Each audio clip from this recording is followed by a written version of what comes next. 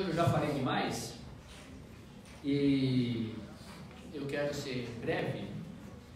Realmente eu pretendo, espero ser breve, espero a ajuda da minha digníssima esposa, que se eu começar a demorar, você faz um sinal para mim e fala, e aí, chega? Ela faz isso lá em Taguatinga. Lá em Taguatinga, quando dá meio-dia, ela fala, ei, meio-dia. Então, por favor. Mas eu queria falar hoje a respeito de nós acabarmos com as fronteiras e nos unirmos todos numa única nação, numa única pátria. Será isso possível?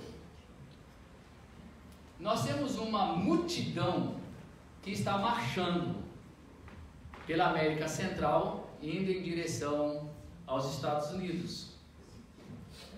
Mas existe uma fronteira a ser vencida, e uma fronteira muito bem protegida, e com soldados do exército prontos para impedirem que essas pessoas entrem nos Estados Unidos. Para chegar até a entrada, eles terão que passar por vários outros países, incluindo o México, que já é uma outra fronteira também com dificuldade para eles, e nós já temos visto pela televisão algumas dessas dificuldades. Não parece ser muito mais simples, muito mais fácil, se não existissem fronteiras e as pessoas pudessem ir e vir à vontade para onde quisessem? Olha a situação na África e na Europa. Aquela multidão de africanos correndo risco sério de morte, indo de navios e barcos clandestinos, sendo levados para a costa da Itália, e muitos morrendo. Nós já vimos isso acontecer, e as pessoas estão fugindo dos seus países, indo para outros, embora saibam não apenas do perigo da viagem, saibam da dificuldade de serem aceitos. Veja o que aconteceu na Síria. Com a guerra civil que acontece na Síria, multidões saíram de lá tentando entrar na Turquia e em outros países da Europa. E não foram poucas as lutas, as dificuldades, os conflitos que isso causou. Mas quando a gente fala de acabar com fronteira, não é uma coisa assim tão simples. Afinal de contas, nós estamos falando de mercado, de emprego, de segurança. Não é tão simples. Os países têm as suas regras, têm os seus mercados, têm os empregos que devem ser destinados prioritariamente para os seus cidadãos e não para estrangeiros que venham ilegalmente para o país. Nós estamos convivendo com loucuras enormes de pessoas que se transformam em homens bomba e que fazem vários atos terroristas e que usam e podem usar esse tipo de migração em massa para se infiltrarem e entrarem nos países e causarem danos a eles. Então, não dá simplesmente para nós culparmos os países que fecham as suas fronteiras e dizem aqui não vão entrar, porque aqueles que deixam entrar acabam sofrendo muitos outros problemas. Bom, nós tivemos conflitos com venezuelanos. Ou seja, esse problema da migração bate também à nossa porta, em Roraima, por causa da situação da Venezuela. Então há uma coisa em comum com todos eles. Eles estão fugindo de uma situação horrível, tentando encontrar uma vida melhor num outro país. É por isso que os venezuelanos entram no Brasil, porque esperam encontrar uma vida melhor. É por isso que esses da América Central, saindo de Honduras, de Guatemala, e vão seguindo em direção aos Estados Unidos, porque pensam que vão encontrar lá uma vida melhor. É por isso que os africanos fazem a mesma coisa indo para a Europa, os sírios fazem a mesma coisa indo para a Europa. As pessoas estão saindo dos seus lugares porque querem vida melhor. E a minha questão hoje aqui é: o que é que o Evangelho tem a ver com isso? O que é que Deus tem a ver com isso? já lhe diria duas coisas. A primeira, Deus não tem nada a ver com isso. Nada a ver com isso. Essa é uma questão nossa. Essa é uma questão da nossa sociedade. Essa é uma questão dos nossos governos. E o reino de Deus não é desta terra. Essa é uma questão que tem a ver com o governo brasileiro, governo venezuelano, governo americano, governo hondurenho, governo africano. Não tem a ver com Deus. Deus não é culpado das mazelas humanas. Ora, muitas pessoas vão chegar e vão dizer: por que é que essas coisas acontecem? Por que é que Deus permite que essas coisas aconteçam? Por que é que nós temos um país riquíssimo como os Estados Unidos e outros morrendo à míngua, como na África? Por que é que nós temos países em que a situação financeira, econômica é muito melhor do que a maioria dos outros países? E por que é que Deus não intervém nisso? Por que é que Deus não muda isso? Tá, então por que a gente não diminui um pouquinho essa questão para sairmos dessa que é tão ampla, tão grande, que envolve países, envolve governos, e passemos a falar de nós mesmos, porque parece que a razão e a explicação é exatamente a mesma.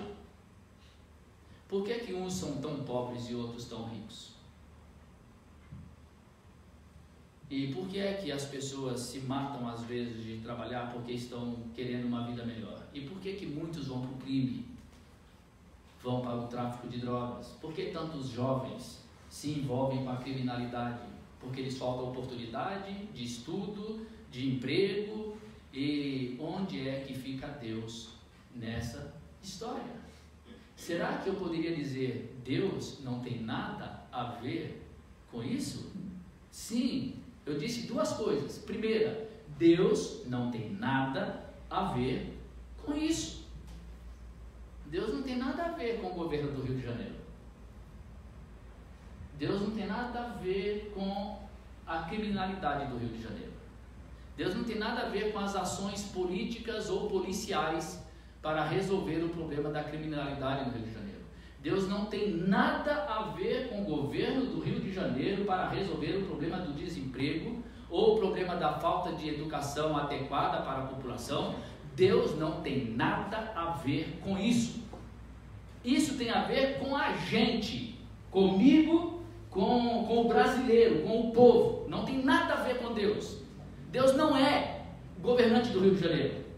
Deus não é presidente do Brasil. Deus não é deputado federal nem estadual. Deus não é vereador. Deus não é ministro. Deus não é nada disso. Isso tem a ver com o governo e não com Deus, porque Deus não trata disso. Mas de outro lado, tem tudo a ver com Deus, embora nada disso tenha a ver com Deus. Tem a ver com Deus porque Ele trata com gente. Ele trata com gente. Ele trata com a Maria e com o José. Ele trata com a Adailton. E a visão dele é outra, muito, mas muito diferente. Olhem para Jesus. A vida social na época de Jesus era melhor do que a nossa? Duvido. As condições humanas na época de Jesus eram melhores do que as condições humanas hoje?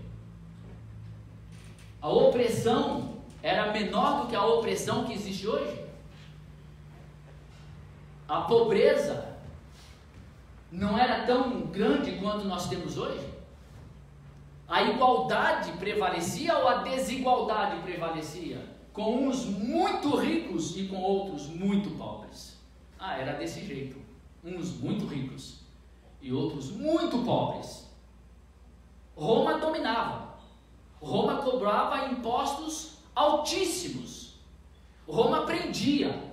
Roma matava. Roma oprimia. E o povo de Israel, além de ser oprimido pelo romano, era também oprimido por um rei chamado Herodes, que na verdade era um traidor, porque ele era um judeu que oprimia os seus próprios irmãos judeus em favor dos governantes romanos. E o que é mesmo que Jesus fala sobre isso? Nada. Absolutamente nada.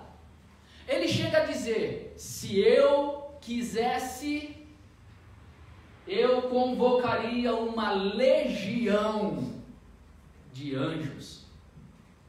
Se eu quisesse. E a pergunta é: por que é que ele não fez isso, hein? Ele não deveria já ter feito e acabado essa história horrível de uma vez por todas?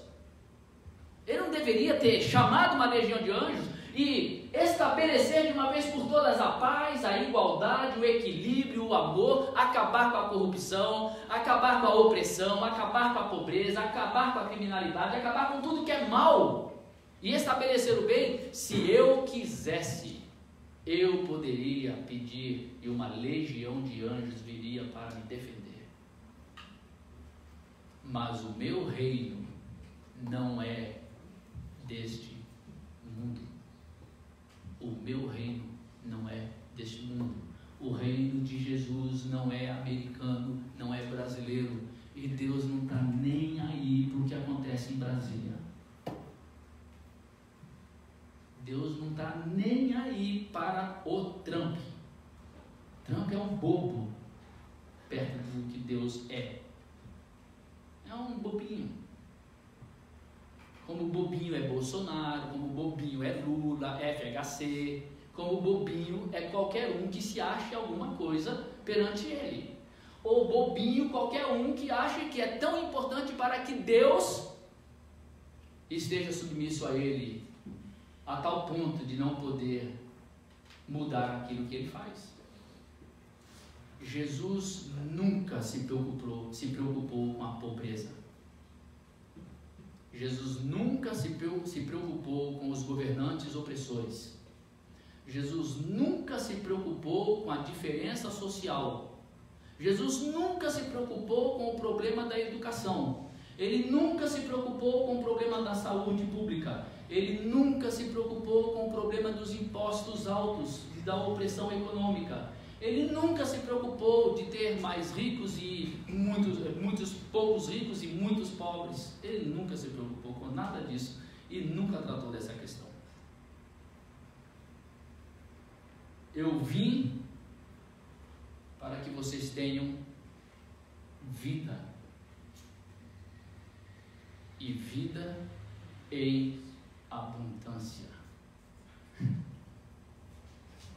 É aí que está a diferença.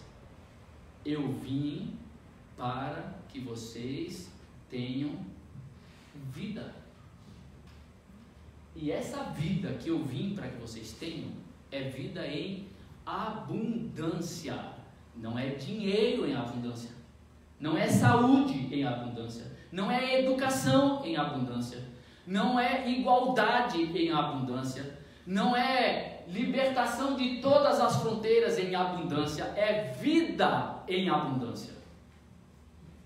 E quem encontra a vida que Jesus dá, isso que eu estou citando está lá em João, quando ele diz que Jesus veio para que nós tenhamos vida em abundância. Quando alguém encontra essa vida, não importa o país em que viva, não importa a opressão a que seja submetido, não importa a pobreza em que exista, não importa as condições econômicas da sua existência, ele terá vida, porque o seu olhar é outro olhar. Desgraça das desgraças é alguém que tenta mudar a sua vida pensando: se eu pudesse conquistar tal coisa, se eu tivesse um diploma, eu seria mais feliz, se eu passasse no concurso, minha vida ia melhorar, se eu fosse rico, minha vida seria muito melhor, se eu tivesse tido a oportunidade que fulano teve, minha vida seria melhor. Todas as vezes que nós achamos que alguma mudança aqui desse mundo faria da nossa vida uma vida melhor, nós não entendemos ainda a vida que Jesus tem para dar. Porque quem recebeu a vida que Jesus tem para dar, essa pessoa tem vida em abundância e nunca coloca a sua esperança em conquistas deste mundo. Nunca, mas nunca coloca. Nunca coloca as suas esperanças em governos, nunca coloca as suas esperanças na educação, na saúde ou no que quer que seja. Nunca faz com que a sua vida se torne uma vida desgraçada só porque nasceu num bairro pobre. Nunca vai pensar que a sua vida é pior do que a do outro porque o outro é muito rico, porque o outro tem muitas oportunidades. Essa coisa nunca vai entrar na discussão porque essa pessoa tem vida, vida abundante, vida que vale a pena ser vivida, vida que é feliz independentemente de qualquer coisa que aconteça. E essa pessoa vai entender que as circunstâncias da vida são apenas circunstâncias da vida. Eu já falei sobre isso aqui numa outra oportunidade, quando preguei naquele texto em que Paulo diz assim: você foi chamado sendo escravo? Continue sendo escravo, obediente ao seu Senhor. Não é um conselho idiota do ponto de vista da nossa vida moderna, porque é mais ou menos assim. Você foi chamado sendo escravo? Pelo amor de Deus, né, meu Senhor? Liberte teu escravo, seu sem vergonha. Porque escravidão não tem sentido. Não, nunca se combateu a escravidão. Você foi chamado sendo escravo? Obedeça a Deus como escravo. Mas, se você tiver a oportunidade de se libertar, liberte-se. Olha que coisa. Se você foi chamado pobre, honre a Deus sendo pobre. Mas se você tiver a oportunidade de melhorar de vida, ok, aproveite a oportunidade. Contudo, Paulo deixa bem claro que o significado da existência não está em ser escravo ou ser senhor. Porque aquele que é escravo de Cristo está livre para sempre.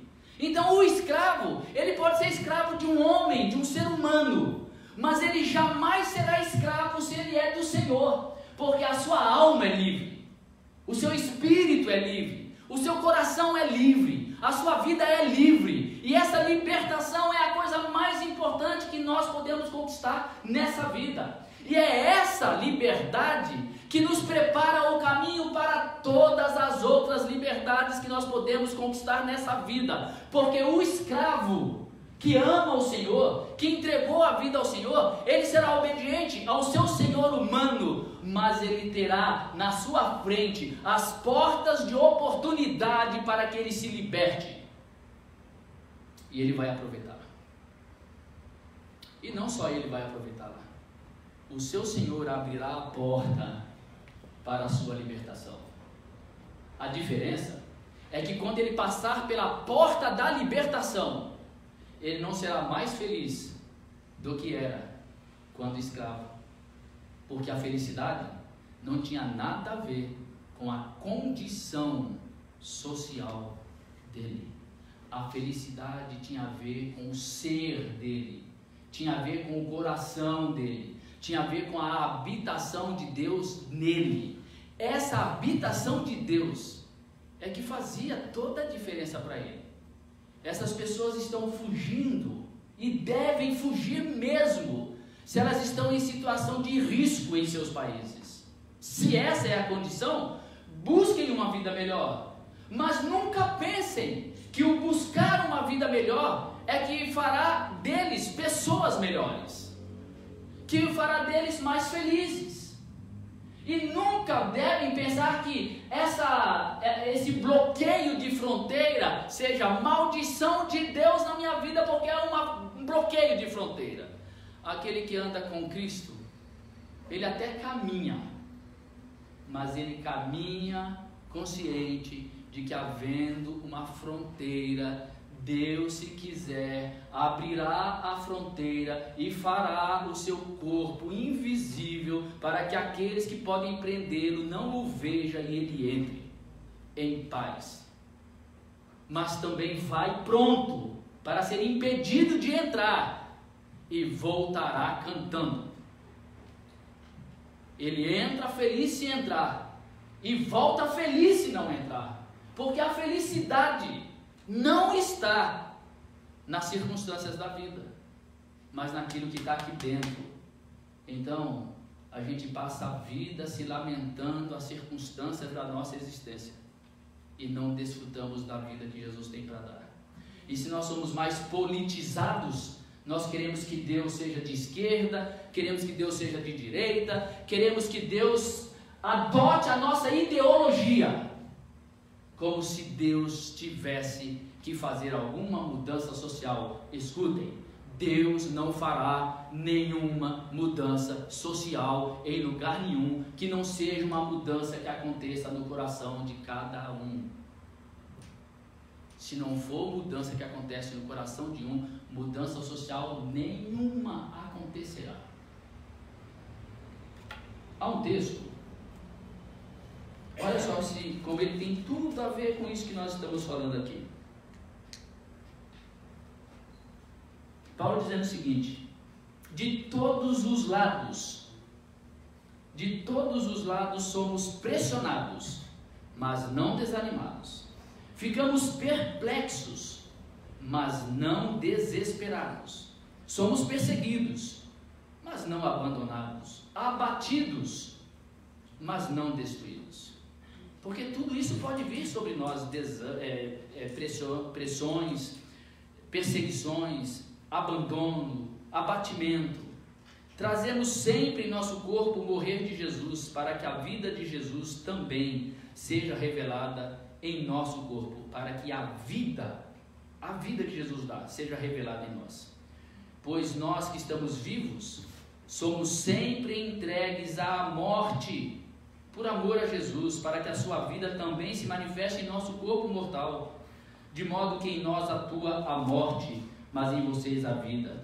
E aí ele diz: por isso, não desanimamos, embora exteriormente estejamos a desgastar-nos, interiormente estamos sendo renovados dia após dia. Preste atenção nisso. Ainda que exteriormente, as condições externas da vida, ainda que exteriormente eu esteja sendo desgastado, interiormente eu estou sendo renovado dia a dia. Pois os nossos sofrimentos leves e momentâneos estão produzindo para nós uma glória eterna que pesa mais do que todos eles. A nossa dor, o nosso sofrimento, leves e momentâneos. Desculpa, os sofrimentos de Paulo não eram leves e duraram anos, décadas. E ele chama de leves e momentâneos. E nós, os probleminhas mais simples, menores, roubam a nossa paz, acabam com o nosso sono e fazem parecer para nós uma tempestade gigante que nunca vai passar, um peso insuportável. Mas quem anda com Cristo, os sofrimentos são leves e momentâneos, ainda que eles sejam pesados, difíceis e parecendo ser longos. Mas os que confiam em Cristo, eles são leves e momentâneos. Mas por quê? Fixamos os olhos, olha só, fixamos os olhos, não naquilo que se vê, mas no que não se vê, pois o que se vê é transitório, mas o que não se vê é eterno. Em que você está colocando os seus olhos? No que é transitório? Naquilo que vai passar e vai ficar por aqui? Nos seus problemas? Paulo diz: eu fixo o meu olhar naquilo que é eterno. É fixar o olhar no que é eterno que faz com que eu seja liberto de todos esses problemas circunstanciais que vão sim passar. Eles vão passar. Um dia eles vão passar. Então por que fixar os olhos nele? O apóstolo Paulo escrevendo aos Colossenses fala, pensem nas coisas lá do alto, onde Deus está. Pensem nas coisas do alto. Por que vocês vão ficar pensando nas coisas aqui da terra? Por que vocês vão ficar se martirizando, se maltratando por causa das coisas aqui da terra? Pensem nas coisas que são do alto. E o que você faz com as coisas daqui da terra?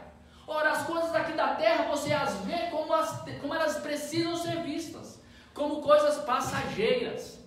Então, qual é o maior benefício que você pode dar a alguém? É uma casa? Um carro? Um emprego? Uma educação melhor? Um acolhimento? Um prato de comida? Uma sopa no dia 30? É essa a melhor coisa que você pode dar a alguém? A melhor coisa que você pode dar a alguém é convencer o mundo a votar num governo que vai tornar a situação da vida melhor? É realmente isso? É mesmo isso? É só isso que você tem para dar?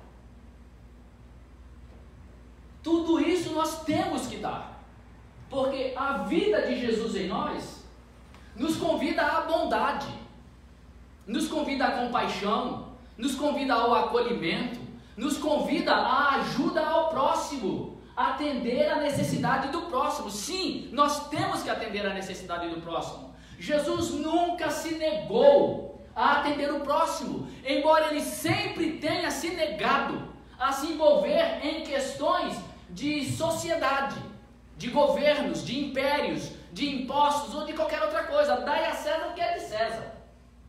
Embora ele nunca tenha se negado a ajudar o próximo, que vinha a ele com alguma necessidade. Ou seja, o que nós fazemos é, na nossa vida pessoal, tudo que é mal, tudo que é ruim, tudo que é dor, tudo que é sofrimento, a gente entrega a ele. A gente entrega a ele em confiança, olhando para o que é eterno e sabendo que isso é passageiro. Na vida do outro, a gente estende a mão. Na vida do outro, a gente acolhe. Mas a gente acolhe sabendo que a solução para a vida daquela pessoa não está na cesta básica, não está na sopa, não está na roupa que nós demos, não está no abraço que nós demos, porque tudo isso passa, ela esquece. Um dia ela vai ter fome de novo, ela vai precisar de roupa de novo, e você vai dar roupa de novo, e você vai dar sopa de novo, não, meu Deus do céu, essas pessoas precisam de vida, é vida que elas precisam. E é a vida que vai mudá-las. Eu nunca vi, diz o salmista, um servo de Deus mendigar o pão. Eu nunca vi. Eu nunca vi a pessoa mais pobre, olha que eu já conheci tanta gente pobre. Bom, meu pai, minha família toda, eu não tinha nem banheiro em casa. Ah, mas lá dentro daquela casa tinha vida. Dentro daquela casa tinha vida, que valia a pena.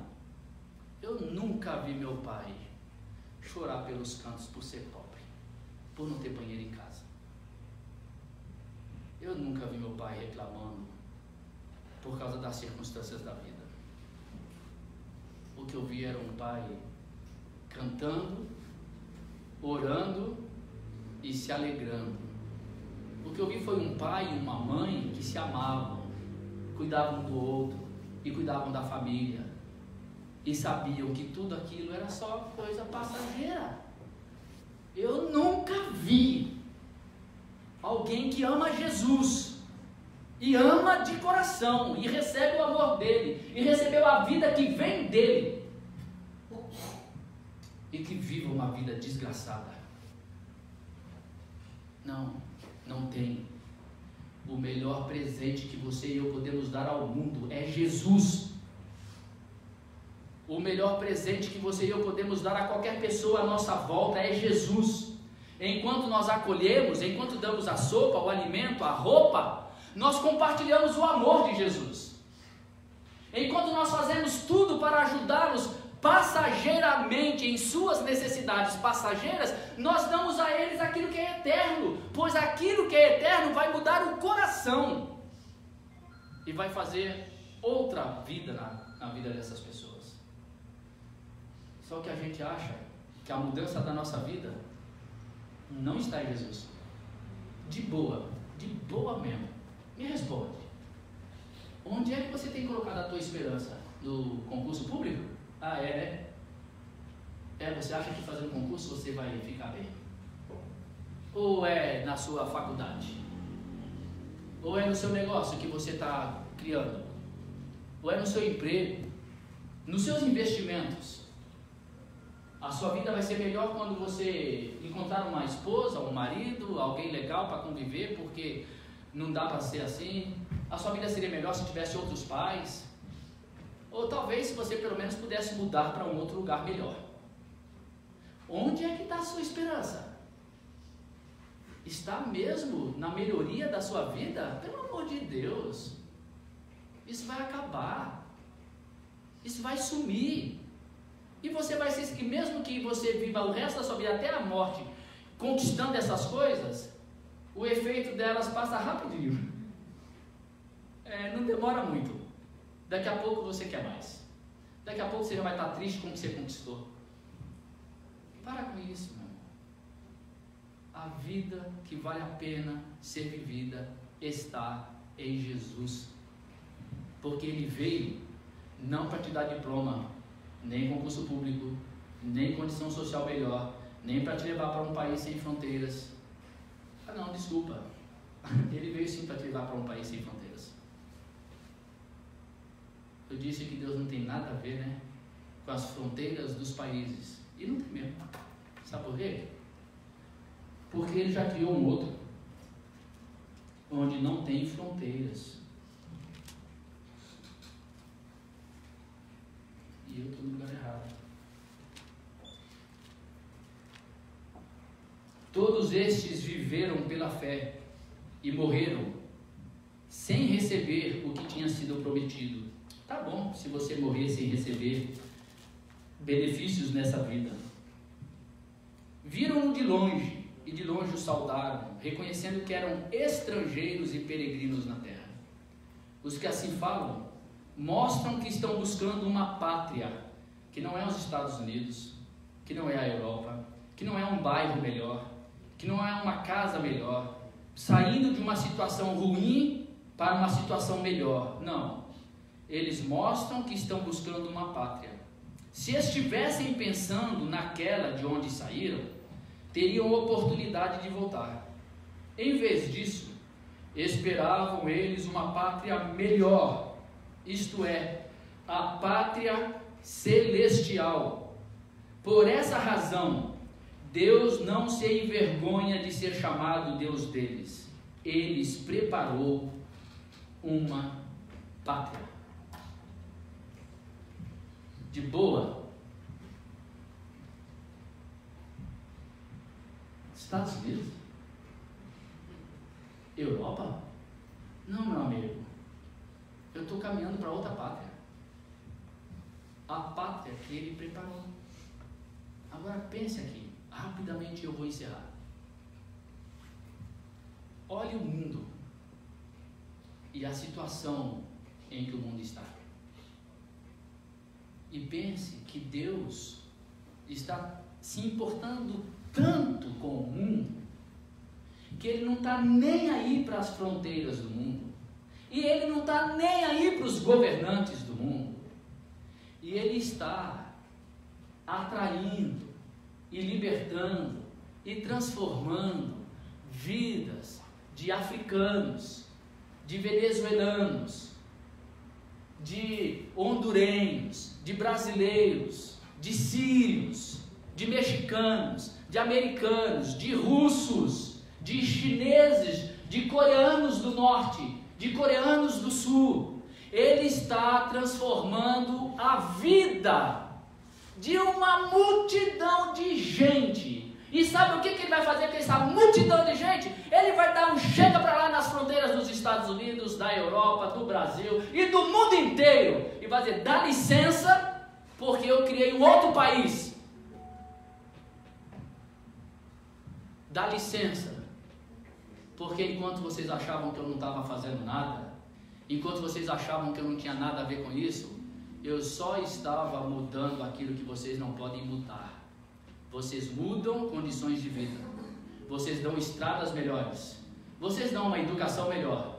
Vocês dão condições de trabalho melhores. Vocês conseguem até fazer com que as pessoas se sintam e vivam melhor em seus países.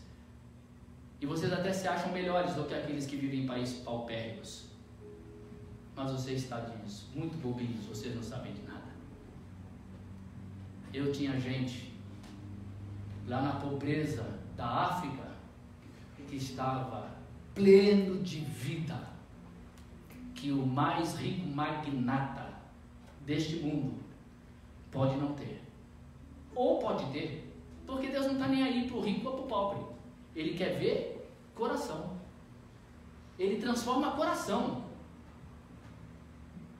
E esses corações que ele transforma vivem aqui olhando para o que é eterno e não para o que é passageiro, porque o que é passageiro é só passageiro, é ganhos e perdas, é lucros e perdas, é vitórias e derrotas, só diplomas, concursos, conquistas, dinheiro, carro, casa e tudo mais que você pode, é só coisa dessa vida, vai tudo ficar aqui. É só isso. O que vale é o que está aqui. E é isso aqui que vai me fazer entrar na cidade, que não tem muros, que não tem fronteiras, onde o pobre que vai sair lá da África no dia que Jesus voltar, e o magnata que vai sair lá de Nova York, esses dois vão se encontrar na pátria celestial e eles serão iguaizinhos. Eles serão idênticos. E o pobre que sair da África não vai pensar, como teria sido bom se eu fosse como esse magnata. Não, porque quando eles chegarem lá, eles serão parecidos com Cristo.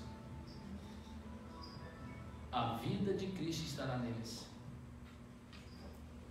Então deixa eu concluir te perguntando, para onde é que você está caminhando? Você está caminhando para onde? Você está indo para os Estados Unidos? Você está indo para a Europa? Você está saindo do seu bairro pobre para ir para um bairro rico? Você está caminhando para uma vida melhor? Eu acho que é melhor você começar a caminhar para a pátria celestial. Porque se você caminhar para a pátria celestial, as outras pátrias daqui vai ser só uma coisinha boba. E você vai conquistá-las. Ou não. Mas aqui está escrito assim: Deus não se envergonha deles. Deus não se envergonha. Que Deus não se envergonhe de nós. E que a gente viva uma vida muito melhor aqui.